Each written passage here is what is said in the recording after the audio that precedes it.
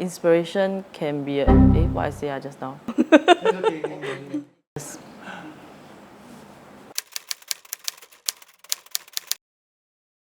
Hello, I'm Eugenia. Hi, I'm Filzah. Hi, I'm Jason.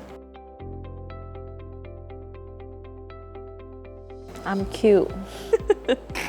I wrote easygoing for Eugenia because she can interact with our colleagues very easily and she's just naturally very easy to approach. I think she's crazy cool because the first time I saw her, she's actually quite reserved and quite, it's like, she's like an onion. Different layers to slowly peel off. Yeah, but actually she's a very warm person.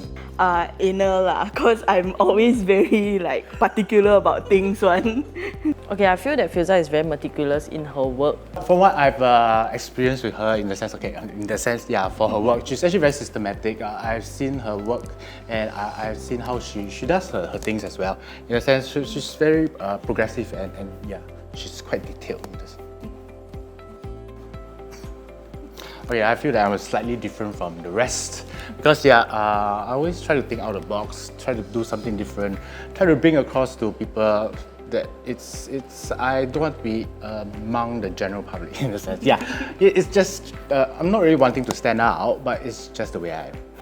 I wrote quick-witted for Jason because he always has something witty to say when we are in conversation and stuff. Okay, I feel that Jason is very opinionated because he always has something to say, regardless.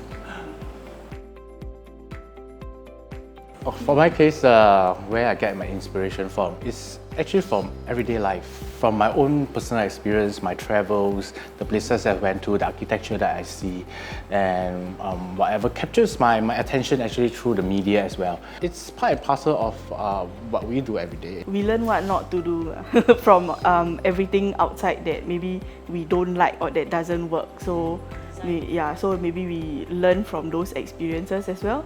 I look at Pinterest, I look at Instagram, other design companies overseas that put up their projects. Personally, I feel that inspiration can be what I say just now. Okay. Inspiration can be found anywhere. Yeah. They're just relatively minor in the sense I've not won any major awards or whatever. But in a sense, yeah, it's most probably it's those extreme client satisfaction where they're very home proud, yeah, and after the completion of the work, and it seems like word gets around, and where we do have quite a bit of referrals coming in. Having referrals come back to you from previous customers, it is a personal validation because they actually value your work and they appreciate our service. So that's actually a milestone because at the end of the day, it shows product of your efforts. Yeah, so each and every project has its own challenges. So whenever I completed a project, it's a milestone achieved lah. Interior design is like a one-stop solution because we actually design, space plan, and we actually advise you, and also we do coordination. So it's actually hassle-free for homeowners.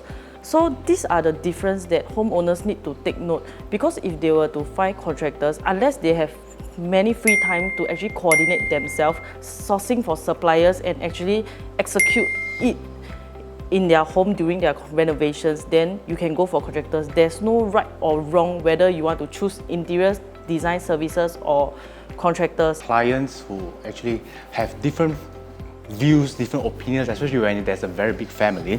It's everybody wants a little bit of this.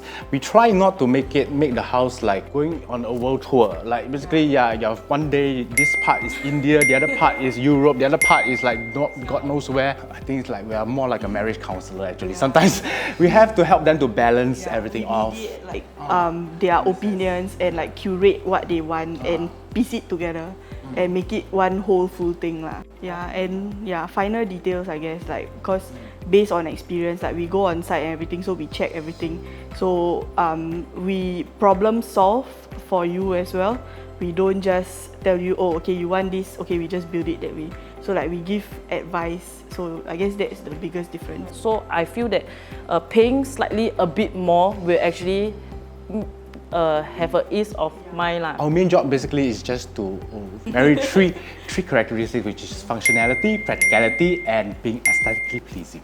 Yeah. And client. And clients. Clients. Yeah.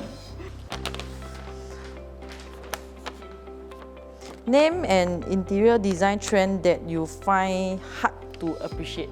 Okay, there isn't any design trend that I find it hard to appreciate because design is a mixture of everything, of different elements. So we shouldn't restrict ourselves to actually not appreciate, because every design elements can form another kind of design. Package. Okay, regarding packages, okay, we see then all the flyers out there, all the billboards, in a sense. So my advice is there's no right, no wrong. Yeah, it actually appeals to different kind of crowd. If I find that this is actually very general public, it's very mass market. So it actually depends on what you want, or in the sense, if you find that this is suitable for you, please. Yeah, go ahead. In a sense, okay. Basically, for our case, in TIL, we don't really do packages. We are actually more to customization of our design, of our services to each and every individual client's needs, lifestyle, and basically what they want. Is it true that designers choose their clients? Do you get to choose who you will work with? Not necessarily. But at the end of the day, with any client that we meet, we need to be able to get along with them well enough, you know. So it goes both ways in a sense. Clients choose us, so we inevitably choose them as well.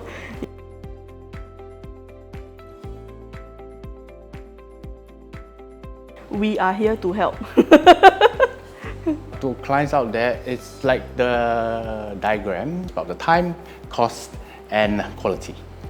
Okay, to my future clients out there, I hope you love me. I forget my heart. Thank you for watching. Stay tuned for the next episode. Please like and share. And subscribe.